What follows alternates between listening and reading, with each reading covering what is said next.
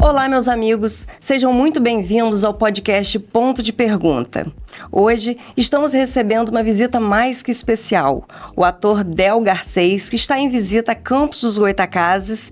Estamos recebendo hoje, né, Frânio? Ele acaba de interpretar o ex-presidente Nilo Peçanha na novela A Nobreza do Amor. Foi uma participação intensa, com um texto forte e mostrando todo o seu talento para representar esse ilustre campista. E ele tem novidades, né? Vai ter um espetáculo em Campos, tudo isso ele vai falar daqui a pouco.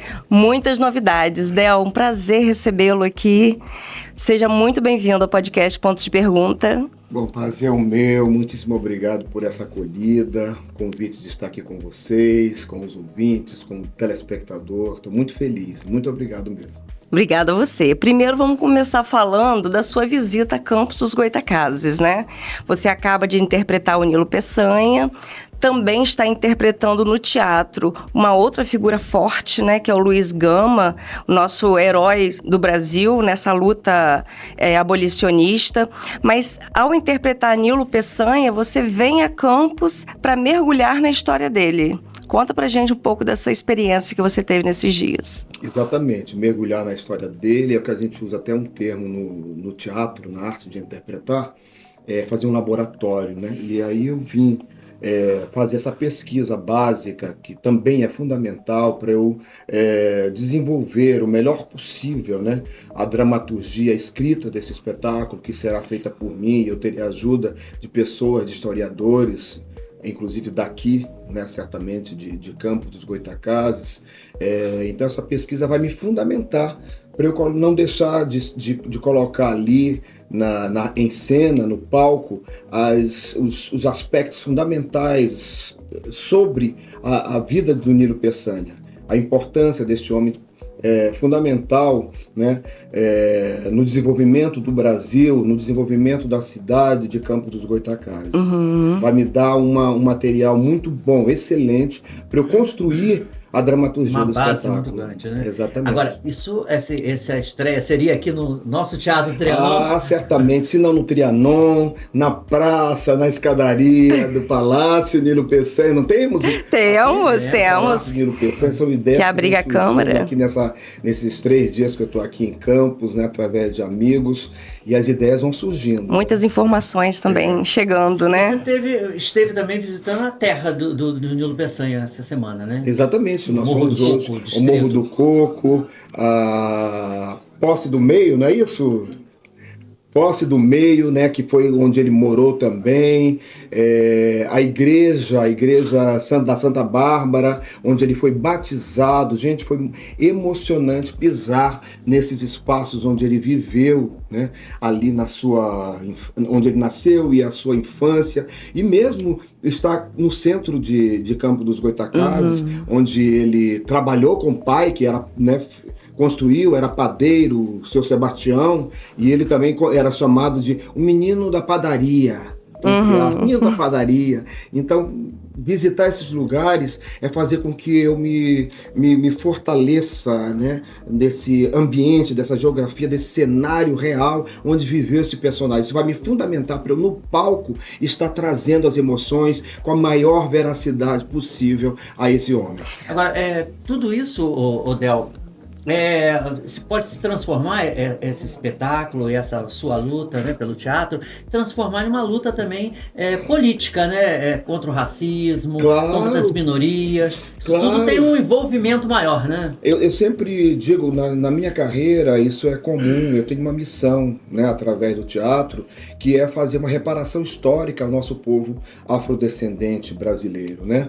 É assim com o espetáculo Luiz Gama, Uma Voz para a Liberdade, que eu faço há uma década, que recupera a história e a importância de Luiz Gama na luta pela abolição, pela liberdade, por direitos iguais e pela democracia. Da mesma forma, com Nilo Peçanha, eu pretendo e conseguirei fazer isso, fazer essa reparação histórica, né? Trazer à luz a história e a importância dele, né? E ao mesmo tempo eu digo que a arte não tem somente o papel, a função de entreter, de divertir, de trazer a gargalhada, mas de trazer reflexões, mensagens importantes, né? possibilitar transformações individuais ou coletivas e, ao mesmo tempo, né, com esse trabalho, assim como o próprio trabalho Luiz Gama, Uma Voz pela Liberdade, é considerado mesmo um instrumento de luta antirracista. A Elisa Lucinda, minha amiga, atriz maravilhosa, poeta, ela disse quando assistiu o espetáculo lá atrás, no início das temporadas do Luiz Gama, disse, e temos vídeos disso, desse depoimento dela, esse espetáculo é verdadeiramente um instrumento de luta antirracista. Uma criança que vê essa história, né? Um negro do interior, né? Chegar a presidente da República, hoje é o único, né? O único negro, né? É o único, o primeiro e único, até aqui. Então serve de exemplo para as crianças, de incentivo, né? Para que estude, para que lute. De exemplo, de inspiração, um homem que veio de uma origem tão humilde, que o pai era também negro e que ele foi apagado, né? Ele foi embranquecido ao longo da história. Exatamente. Né? Não comentavam que ele era um homem negro de fato. Tinha um preconceito muito grande, mas ele foi embranquecido nesse sentido. Ninguém sabia que ele, até durante muito tempo, que ele era um homem negro. As imagens, as pinturas, as imagens, o embranqueceram. Aqui mesmo no Museu Histórico de Campos, né, a Graziella, ontem, numa visita ao museu, que aliás eles estão fazendo um trabalho belíssimo de recuperação. Né? O Rossini também está envolvido nesse trabalho, nosso amigo, que é advogado, que é ator também, é diretor. Competentíssimo. Eles estão fazendo um trabalho lindo ali no museu de recuperar aquele museu de uma forma geral e recuperando ali o acervo do Nilo Peçanha. Então tem um quadro imenso, uma pintura dele, ele ali originalmente pintado, embranquecido, em frente a esse quadro, na parede em frente, eles colocaram ali no museu, ela colocou uma fotografia, ele na mesa dele, tal qual ele era. Um homem escuro, um homem negro, sabe? Então... Como é que quando surgiu o convite para você fazer A Nobreza do Amor, você imaginava, já tinha imaginado interpretar o Nilo Peçanha? Eu já tinha pensado nisso, mas não de uma forma tão intensa, né? Quando surgiu o convite, eu estava fazendo uma novela vertical lá em São Paulo, gravando pela Globoplay, chamada É o Amor? Interrogação, uma pergunta. Foi no dia anterior à minha gravação do Nilo Peçanha. A Globo ligou, a produtora Marcela Bergamo me ligou, Del, você pode gravar amanhã o Nilo Peçanha, que vai entrar na novela? Absolutamente claro que sim. Claro, já sabia quem era o Nilo Peçanha. Eu falei, vai ser mais uma oportunidade de eu mostrar o meu trabalho, né, essa missão de luta, né, de reparação histórica desses personagens afrodescendentes, e uma forma de dizer, olha, gente, nós tivemos um presidente negro no Brasil, primeiro e único, que não é conhecido das pessoas. E a novela tem essa capacidade, é um público imenso, multiplicado, não sei quantas potências. E contribui, né, para popularizar a arte mais popularizada. Cada vez mais. Agora, a gente falando dessa reparação aí, eu acho que os seus personagens contam um pouco dessa história, né? Vamos trazer de Chica da Silva esses personagens fortes que você fez, o Paulo de Chica da Silva, depois veio com a Escravizaura, você teve um personagem também com poder, né? Ele é muito, muito forte, mexe muito com a gente. Depois, agora você está interpretando o Luiz Gama, agora não, já há 10 anos, o Luiz Gama, e coroando com o Nilo Peçanha, e além de outros que vão vir por aí. Mas como é que você... É contar um pouco dessa história, né? Dessa luta, né, que vem acontecendo todos esses anos. Fala um pouquinho dessa experiência pra gente. É uma experiência maravilhosa. Eu acho assim que na minha vida tudo estava indicando que eu ia caminhar para esse trabalho, né, de recuperação histórica desses personagens negros.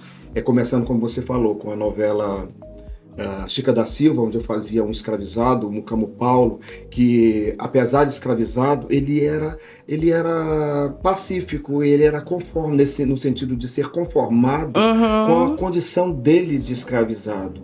Ele não queria a libertação dele. Tem uma cena na novela Chica da Silva que o personagem do Guilherme Piva, o Zé Mulher, entrega a ele, ao meu personagem do Camo Paulo, a carta de alforria. E essa carta de alforria, gente, ele recusa. Pra quê? Eu não quero isso, eu tô bem aqui, eu tô feliz. Como? Então não tinha essa consciência da importância da liberdade como uma característica fundamental do ser humano. Sem liberdade não se é ninguém. Sim. Eu não posso exercitar a minha individualidade, os meus desejos, os meus sonhos, os meus objetivos de vida, se eu não tiver liberdade. Então aquele personagem ele era subalterno, ele era passivo nesse sentido. Não tinha nenhum tipo de consciência, né, sobre a questão da escravidão. Já o André, isso lá na Chica foi em 1996, esse ano 2026, está fazendo 30 anos, essa minha primeira novela. Já o André, já em 2004, a primeira foi na extinta TV Manchete. Em 2004, na Record, o André, pelo contrário, ele era absolutamente...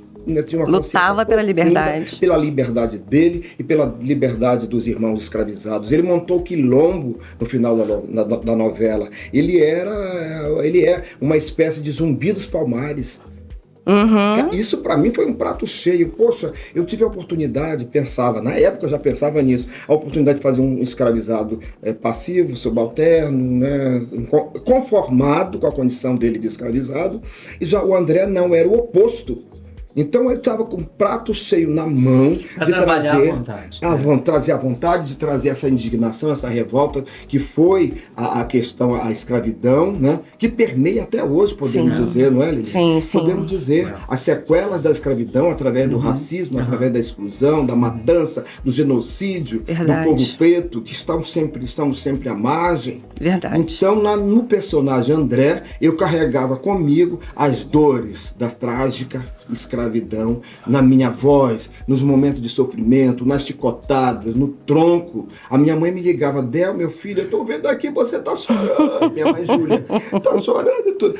Eu estou, mamãe, mas eu estou feliz por dentro porque eu tô tendo essa oportunidade. É um grito preso na garganta, né? Um grito preso na garganta, um grito ancestral, secular, através do personagem André. Verdade. Ele tá sofrendo, mas o Del tá feliz porque tá tendo aquela oportunidade de trazer essa mensagem ao público. E aí vieram mais recentemente Luiz Gama e o Nilo Peçanha dando... Olha o momento. Isso, né?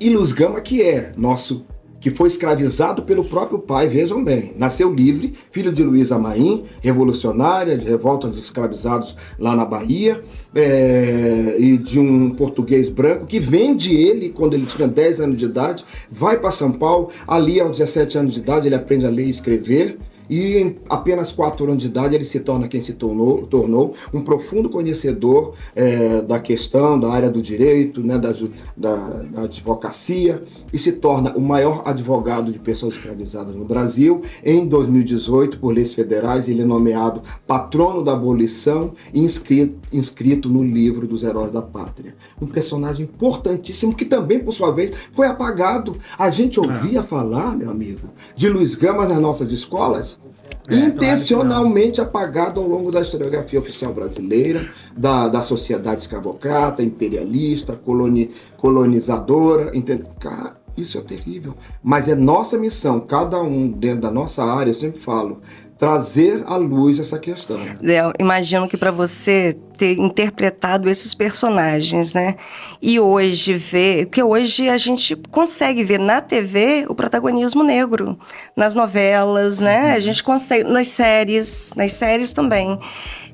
Você acha que há uma reparação, a gente falando na arte, há uma reparação histórica nisso que vem acontecendo? Está havendo uma reparação histórica, mas ainda estamos longe de adquirir um nível de equidade. No momento em que estivermos em pé da equidade, da igualdade, aí sim a gente vai estar fazendo justiça.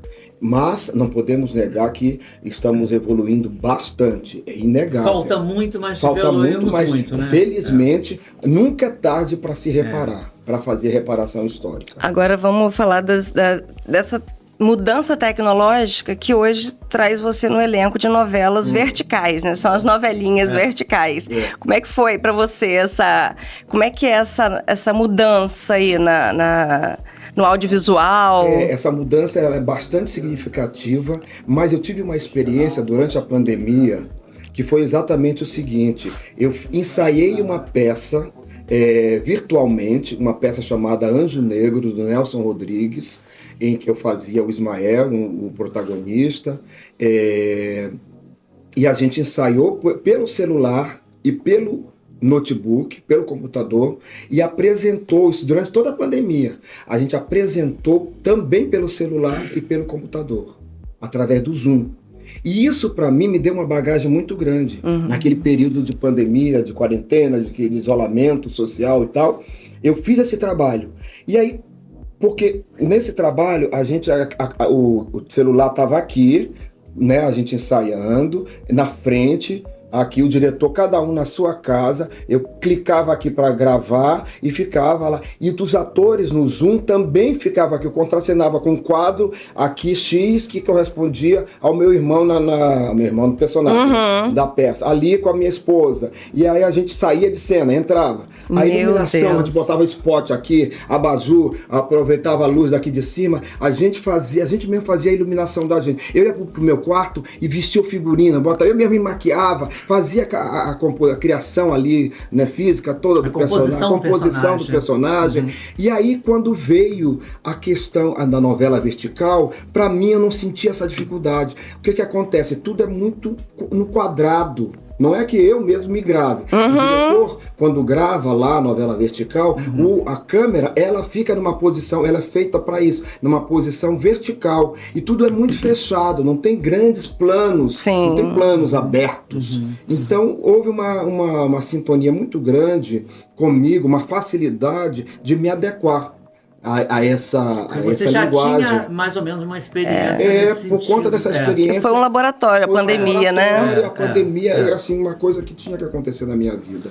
E tudo é muito sintetizado, a emoção do ator, o olhar do ator para dar uma intenção X, Y, Z. O subtexto tem que ser muito preciso, a interpretação tem que ser muito precisa, porque, por exemplo, na novela vertical, requer um pouco mais do ator. Um pouco mais até de experiência e de recurso técnico do ator. Ele tem que estar muito mais preparado, inclusive, comparado a uma novela gravada no estúdio. Então tem que estar muito pronto para responder em tão pouco tempo aqueles sentimentos, aquelas intenções, aquelas emoções. Cada capítulo de uma novela vertical dura 2 minutos, 2 minutos e meio, cada capítulo. Então a novela, na sua íntegra, completa, ela tem 60, 70, 80 capítulos. Sim. É a nova realidade, né? E é para ser assistida no celular, em qualquer momento. Não precisa você estar em casa para assistir. Sim. No caso, pelo Globoplay, né? Sim. Ou outro aplicativo. Você assiste no ônibus, no qualquer metrô, lugar, sim. antes de dormir, lavando louça. Eu assisti a minha, Então é o Amor, eu assisti 1h20 por aí, em casa mesmo. Acho que requer uma experiência maior também do ator, é o que você falou, né? Eu acho que vai precisar de uma experiência maior de ator, né? Do ator, né? Uma bagagem maior. Uma bagagem maior, uma experiência e recursos técnicos também do ator. E falando em internet, falando em tecnologia, como é que é a sua relação com redes sociais, com tecnologia? Eu adoro. A minha relação assim, de adoração mesmo, porque eu adoro me comunicar, né? Quando não existia o celular, que não tem muito tempo aqui no Brasil, para divulgar os meus trabalhos, eu tinha uma máquina de fax, que vocês conhecem, muita gente conhece, claro. Eu passava os fax, escrevia os textos, passava o fax para os jornais, para a imprensa. Aí ele respondia por ali por fax e tudo. Eu gostava de fazer isso. E com as redes sociais agora, os novos recursos que a gente tem, o Instagram, o Facebook e tal, eu procuro interagir o máximo, até porque é um reconhecimento do meu trabalho. Eu sempre estou ali agradecendo, divulgando. É um meio, um veículo, uma forma de eu também divulgar o meu trabalho. Vou até dar o meu depoimento. O meu depoimento. A primeira cena, né, que você fez como como Nilo Peçanha, na sua interação com a Alica, eu fiz um comentário elogiando o texto e a atuação de vocês, e você, muito generoso, muito educado, respondeu, e eu vi que você respondia a todas as pessoas. É claro que em alguns momentos é difícil, né? Vai depender do momento que você estiver trabalhando e tal, mas eu achei, assim, de uma generosidade, sabe? De ter aquela interação ali, isso é o que de bom que a tecnologia traz também, nessa proximidade. Que antes era só assim, liga para o assessor de imprensa para falar com esse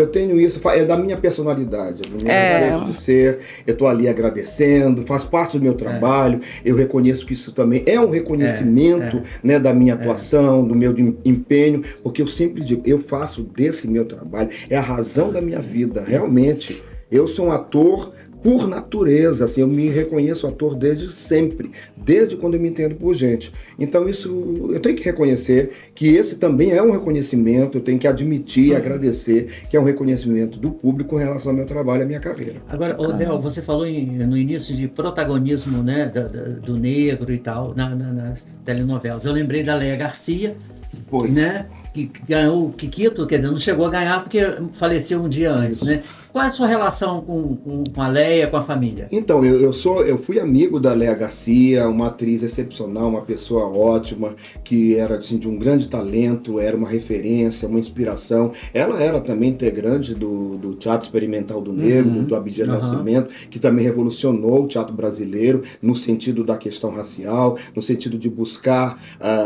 o protagonismo do negro no Brasil, né? Ela, a Ruth de Souza. Então, a Léa Garcia foi uma perda muito grande. Eu fui dirigido, inclusive, por ela, numa leitura dramatizada. Foi maravilhoso. E agora mesmo, né, o filho dela, que produz, né, faz produção cultural, vai produzir um espetáculo sobre ela. Eu vou viver o Abdias Nascimento, que foi casado com a Léa Garcia. E quem vai fazer a própria Léa Garcia, a atriz Adriana Lessa. Nossa, é isso. Bacana. Imensa, né? E legal, só um registro, né, que o Rossini mesmo estava lembrando a gente, que o Abdias Nascimento, ele tem uma relação também com a Mercedes Batista, que é campista também, primeira bailarina negra, exatamente. E ela estudou, né, com o Abdias Nascimento. Ali fez parte, né? Ela foi aluna do Abdias Nascimento no Teatro Experimental do Negro. Ou seja, está tudo entrelaçado, né, Del? É uma conexão mesmo, e você tem muito trabalho pela frente, né? Olha, a gente deseja sucesso, mais sucesso. Acabando, né? Nosso tempo está acabando, a gente queria muito agradecer ao Cristiano. Eu acho que sua vinda em Campos também tem, né, essa relação com ele. Fala um pouquinho disso pra gente. Cristiano Azeredo é meu amigo de longas datas, é uma pessoa maravilhosa, que é um exemplo, né, para as pessoas de modo geral, para os campistas mais ainda, que ele veio também, né? Tem origem também no Morro do Coco, assim como o nosso Nilo Peçanha, que veio de uma origem muito humilde e se tornou quem se tornou, um empresário, empreendedor, que ajuda as pessoas, ajuda os jovens, ensinando gratuitamente a entrarem no mercado de trabalho dentro da área dele. Isso é maravilhoso. E ele me apoia sempre que eu venho aqui. Desta vez, culturalmente, ele está me apoiando, né? Me levando aos lugares, me apresentando vocês. Trazendo até aqui. Trazendo até aqui, acompanhando, estamos juntos aí esses 3 dias, aí me levando aí nos lugares aí que eu estou fazendo pesquisa sobre Nilo Peçanha. Então, eu também gostaria de agradecê-lo também, porque você está aqui hoje com a gente, né? Gente, olha, estamos encerrando esse episódio especial do Ponto de Pergunta com Del Garcês, um prazer recebê-lo. Volte sempre que quiser, tá? E é isso, né, Fran? A gente vai estar em todas as plataformas. Os recortes vocês vão encontrar no Instagram, né? E a entrevista completa no YouTube. E na TV Goitacá. Até a próxima. Até a próxima. Tchau.